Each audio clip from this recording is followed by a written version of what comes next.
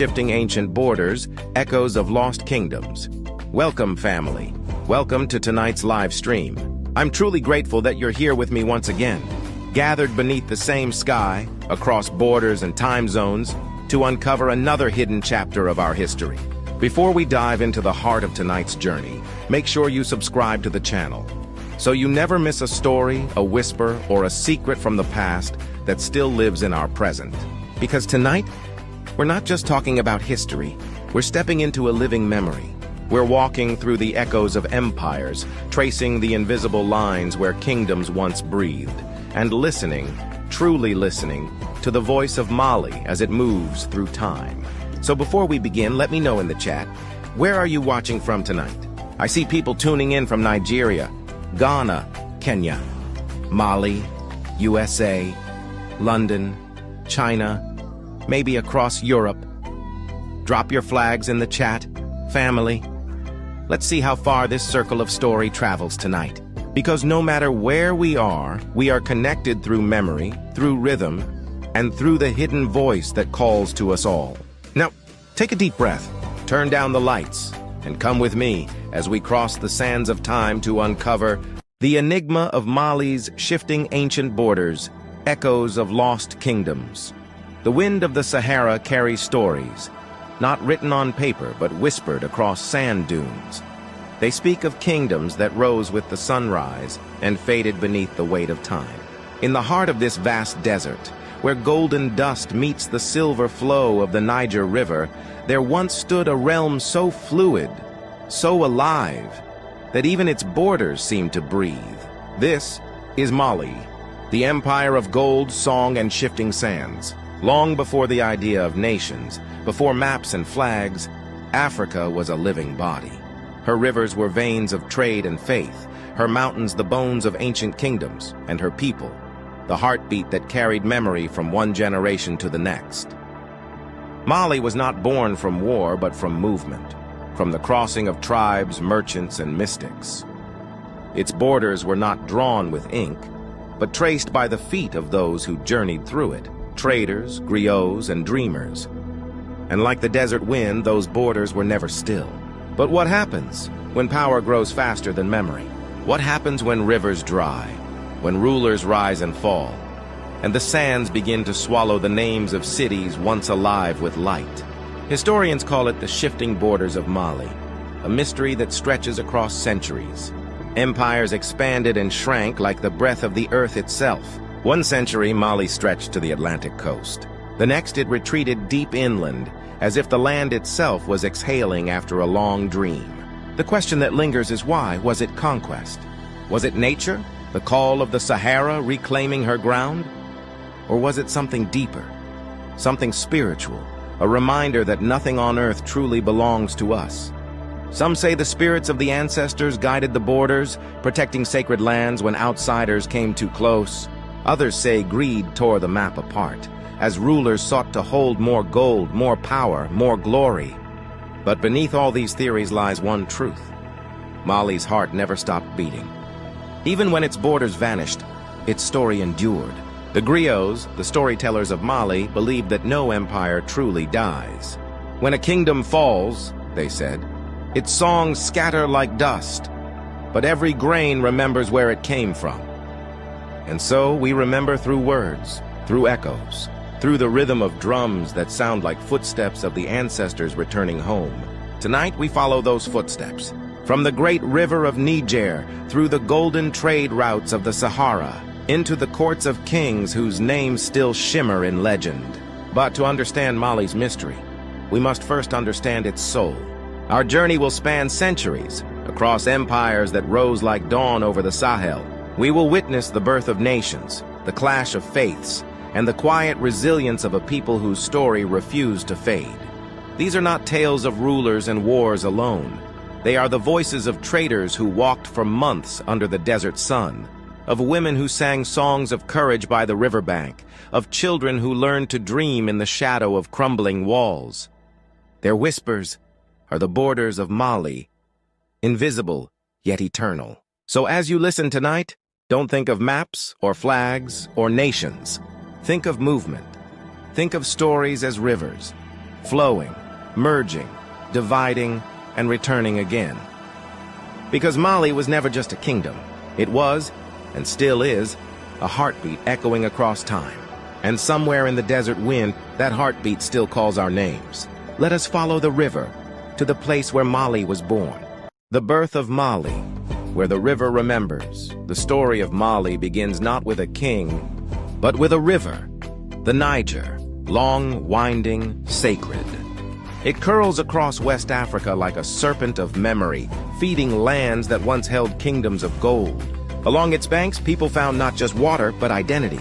The Mande people called it Ba, the mother, for from her they drew life, trade, and song. Every empire that rose upon her banks, Ghana, Mali, Songhai, carried a piece of her voice within its soul. And so it was here, beside this eternal current, that the first whispers of Mali took form. Before there was an empire, there were clans. Hunters, blacksmiths, and farmers, each carrying sacred knowledge, passed through generations. The Mande, proud and spiritual, believed that everything in nature possessed Nyama, a living energy, a force that connected the visible and the unseen. To offend that force was to lose balance. To honor it was to grow. These people lived not behind borders, but beneath the sky's great dome, moving with the seasons, trading with neighbors, telling stories beside the fire. In their songs, they spoke of buffalo women who guarded the forest and hunters who could speak to spirits. Myth and memory blended until the real and the sacred became one. To the west lay the Soninke, rulers of the Ghana Empire, the first great kingdom of the Sahel. Their power stretched through trade, gold from the south, salt from the desert. But as Ghana's strength began to fade, new tribes rose to fill the silence. Among them, the Mande. They did not seek war, only unity. Yet destiny, as always, had other plans. Because from the quiet hills of Niani, a child would be born who carried the spirit of the land itself. His name was Sunjata Keita, the Lion of Mali. Legend says he could not walk as a boy, mocked and doubted by his people. Yet the spirits had chosen him for a purpose. One day his mother prayed to the forest, to the spirits of the ancestors, and asked for her son's strength to awaken. The griots say that when Sunjata first stood, the ground trembled beneath his feet, as if the earth itself recognized its king. He united the 12 Mande kingdoms not by fear, but by faith, faith in destiny. Under his leadership, warriors became brothers, clans became a people, and Mali was born. But Mali was more than a kingdom of warriors. It was a promise, a place where trade, faith, and knowledge would flow like the river that named it. In the city of Niani, the royal court glowed with life. Storytellers, healers, and travelers gathered from far lands. The griots sang of unity, of a people who walked as one under the sun. And for the first time, the idea of Mali, not as a tribe but as a civilization, began to take shape. If you looked for borders in those days, you would not find them on parchment. Mali's boundaries were drawn in trust, not territory. A trader's handshake could stretch further than an army's march. The Niger River became a road of connection, carrying gold, salt, and the whispers of new ideas. From the south came kola nuts and storytellers. From the north, scholars and merchants of Islam. And as these worlds met, a new vision of Mali emerged, both African in spirit and global in reach. It was not a border that defined Mali. It was exchange, a living dialogue between cultures. The griots tell another tale, that one night, as Sunjata gazed upon the stars, an eagle descended from the sky and circled above his head. It spoke in the language of the wind. Your empire shall rise like my flight, high, without walls, without fear. But remember, the sky has no borders. And when the eagle vanished, Sunjata wept, not from fear, but understanding. For he knew, the higher a kingdom rises, the more fragile its wings become. So Mali was born, not through conquest, but through unity and vision. It stood as a light in the heart of Africa, golden in wealth, but richer still in wisdom. Yet history teaches us no empire stays the same. The borders that Sunjata built through harmony would one day tremble beneath the weight of ambition, trade, and time. The river that gave Mali life would one day carry the echoes of its fall. But before that fall came glory, and in that glory a lesson about what it means to belong. Let us journey deeper now, to the age when empires danced, Ghana, Mali, and Songhai, in a rhythm that shaped the very soul of Africa. The empire's dance. When kingdoms under Sunjata's vision, Mali became a flame in the desert, bright enough for distant travelers to find their way. Gold flowed through its veins like blood. The Niger River, once a quiet mother, now roared with the traffic of merchants and dreams. From the forest to the sea, Mali's banners spread, each village and kingdom joined by promise, tribute, or respect. And yet, for all its size, it was not the land that made Mali powerful. It was connection, trade, faith, and story. These were its true borders.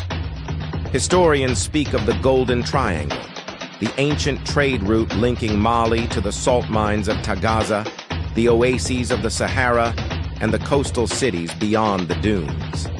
From the south came forest goods, ivory, pepper, cola nuts.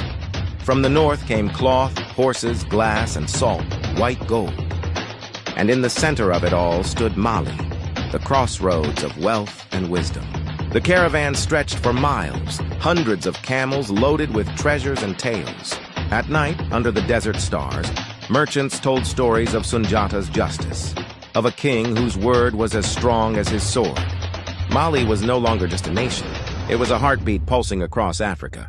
On the northern edge of the empire stood Timbuktu, where desert met river, a city that would become the soul of African knowledge. Here salt was worth its weight in gold, and words were worth even more. Scholars from Egypt, Arabia, and Spain journeyed across scorching dunes to sit beneath the shade of its scholars and griots. They filled libraries with wisdom, astronomy, medicine, mathematics, poetry, and law. The Sankore University became a lighthouse for the mind, glowing brighter than any jewel in Mali's crown. In this era, knowledge itself became currency, and so Mali grew, not through conquest alone, but through enlightenment. Its borders became not lines of war, but corridors of learning. Yet, power never rests quietly for long. With gold came glory, and with glory came envy. From beyond Mali's borders, rival kings watched with hungry eyes. The Sahara's silence carried whispers, of caravans so rich their dust shone like sunlight, of rulers whose thrones were carved from pure gold. It was in these golden years that Mali's fame spread to far lands, across North Africa, the Middle East, and even Europe. And at its peak stood a man whose name still echoes through time, Mansa Musa, the King of Kings. Under Musa's rule, Mali's borders stretched further than ever before. From the Atlantic to the edge of the Sahara, from the forest belt to the sands of Mauritania, Mali's reach was vast, but so was its ambition. In the year 1324, Mansa Musa embarked on a journey that would make him legend, a pilgrimage to Mecca that changed how the world saw Africa. He traveled with tens of thousands, soldiers, scholars, slaves, and traders, and camels laden with gold so pure it flooded the markets of Cairo. They say he gave so much away that the value of gold itself fell. For the first time, the world turned its eyes toward Mali and saw a civilization of splendor and sophistication. But glory, like the desert sun, burns fiercely. And when it fades, it leaves long shadows behind. As Mali expanded, so did its challenges. Keeping unity across so many peoples, languages, and faiths was no easy task. Some provinces longed for independence. Others sought to hold more of the trade routes for themselves. The Niger River carried both prosperity and rebellion, because where gold flows, so does desire. And in the spaces between kingdoms, new powers began to rise, small at first, but growing bold with time. The empire that once moved in harmony began to dance out of rhythm. Yet even as its borders wavered, Mali's influence refused to vanish. The Songhai people of Gao watched closely, learning, adapting, waiting. They admired Mali's brilliance, but dreamed of surpassing it. And in time they would. The torch of empire passed like a drum between dancers, each kingdom stepping into the rhythm of destiny. Ghana had taught Mali, Mali would teach Songhai. The empires danced, each greater, each destined to fall. But through it all, one truth remained. The land remembered.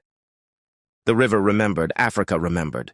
As Mali's banners faded from the desert winds, its soul flowed onward, into the veins of Songhai, into the hearts of generations that still speak its name in prayer and song. But with the changing of empires came something else, the true enigma of shifting borders. For power was no longer the only force at work. The earth itself began to move. Sands swallowing towns, rivers changing course, faiths colliding like tides. The empire's dance was ending, and a struggle for survival was about to begin. Let us walk into the storm now, into the centuries when Mali's borders trembled and its spirit was tested by time. Empires seldom fall in a single night. They crack, quietly, invisibly, long before the final drumbeat fades. In the twilight of Mali's power, the gold that once united the realm began to divide it. Provinces that had sworn allegiance to Mansa Musa's throne whispered of independence. Governors grew ambitious. Generals began to dream of thrones of their own. The same caravans that carried wealth now carried rumors and discontent. Gold, once a blessing, now a curse. It bought scholars and soldiers alike, but it also bought betrayal. Rival clans within the royal court debated succession. Brothers turned against brothers. And the griots, the guardians of truth, began to sing in softer tones, for truth itself had grown dangerous. The empire that had stretched like the sunrise began to dim at the edges, and still, the drums of trade beat on, echoing through empty palaces. But not all that threatened Mali came from man. The Sahara was moving. Each year, the desert crept further south, swallowing farmland and villages. Wells dried, cattle perished. Caravans shifted their paths, leaving once prosperous towns to dust. The earth, like the empire, was changing shape. To the farmers of the Niger Valley, it seemed as if the spirits themselves were reclaiming what men had taken. Priests offered sacrifices. Elders prayed for rain. Yet the wind only whispered, "Everything returns to sand." And from the east, a new rhythm emerged, Songhai. The once loyal city of Gao, cradle of river trade, began to rise under its own kings. They learned from Mali's greatness, its governance, its armies, its art of diplomacy, and then they built upon it. When Mali's rulers turned inward, Songhai turned outward, gathering the traders and warriors who sought a stronger hand. Border posts that once flew the banner of Mali now raised the crescent of Gao. The dance of empires had begun anew. As the world shifted, so too did belief. Islam had taken firm root in Mali, especially in its cities, while the villages held tight to their ancestral spirits. For a time, the two faiths walked together, hand in hand beneath the same sky. But in the growing tension of decline, suspicion stirred. Scholars called for reform, elders clung to tradition. In marketplaces, debates turned to quarrels. In courts, prayers turned to politics. And amid it all, the griots whispered the oldest truth. When spirit and sword no longer dance together, the kingdom forgets its rhythm. The fall of the capital, then came the blow that broke the crown. The Songhai marched on Niani, the jewel of the Niger. The city that had once gleamed with gold and laughter burned beneath the desert sun. The royal court fled westward. The libraries were scattered, the scrolls of knowledge carried off or lost. When the flames died, only the river remained, silent, reflecting the red sky above it. The empire of Mali had not vanished, but its heartbeat was faint. Yet even in ruin, Mali's people endured. Farmers still sowed by the river. Traders still followed the stars. The griots still told the story of Sunjata, reminding the children that they were born of lions. Kingdoms may fall, but culture does not. Memory holds fast where walls cannot. The borders may fade from the earth, but they remain, etched upon the soul. And so the map of Mali dissolved, not erased, but rewritten by time, sand, and spirit. Cities turned to echoes, names turned to legend. Yet in every forgotten ruin lies a question. What becomes of a kingdom when its borders are lost, but its story still lives? Come, let us walk among those ruins. Let us seek the lost cities of the Sahel and listen for the voices that history tried to silence. The desert keeps secrets, and tonight, it may choose to tell them. Lost cities, lost maps, echoes beneath the sand night settles over the Sahel. The air is heavy with dust and memory. Once these plains were filled with voices, merchants bargaining, children laughing, griots singing under starlight. Now only the wind speaks, yet beneath this silence lie the bones of cities. Buried walls, broken wells, fragments of manuscripts turned brittle by centuries of sand. The empire has gone, but its fingerprints remain pressed into the soil. They say the first to vanish was Niani, the Lion King's city. When the courts fled and the traders moved on, the jungle crept back through its streets, vines wrapping around stone like memory reclaiming its own. Then Walata, once a northern jewel of learning, swallowed by shifting dunes. Walata, Tegdaust, Tadmeka, names that now sound like sighs, whispered only by scholars and dreamers tracing faded maps. For every ruin uncovered, another remains unseen, asleep beneath layers of time. But not all was lost. In Timbuktu, guardians hid thousands of manuscripts, pages of law, poetry, science, and devotion. Through war and fire, they carried them, wrapping the books in cloth and faith, burying them beneath floors, behind walls, under beds. Centuries later, when historians brushed away the dust, they found Africa speaking for herself, a chorus of voices long denied, proof that the desert was never empty, that knowledge itself had endured. The borders of Mali may have shifted, but wisdom crossed them freely. Every traveler who walks these sands feels it, a hum beneath the feet, as if the ground remembers footsteps that once passed this way. Perhaps it is the rhythm of the old trade routes, the pulse of caravans still echoing through time. The griots say the desert never forgets a song. It only buries it until the right voice returns to sing again. And so when we tell these stories, we do not awaken ghosts. We awaken memory. What is a lost city truly? Is it stone and dust? Or is it the silence that follows when a people stop telling their story? Mali teaches us that history is not kept by rulers, but by remembering. When a mother tells her child about Sunjata's courage, when a singer hums an old melody beside the river, the city rises again, invisible but alive. Empires fall, languages fade, but a remembered story cannot die.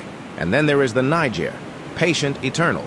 She has seen the rise and fall of kingdoms, the building of mosques, and the crumbling of thrones. She carries silt from ancient walls, mixes it with new soil, and gives life again where ruin once stood. Each flood season, she redraws her own map, proof that no border lasts forever, and that rebirth is written in water. The sands may cover the stones of Mali, but not its spirit. From every ruin grows a seed.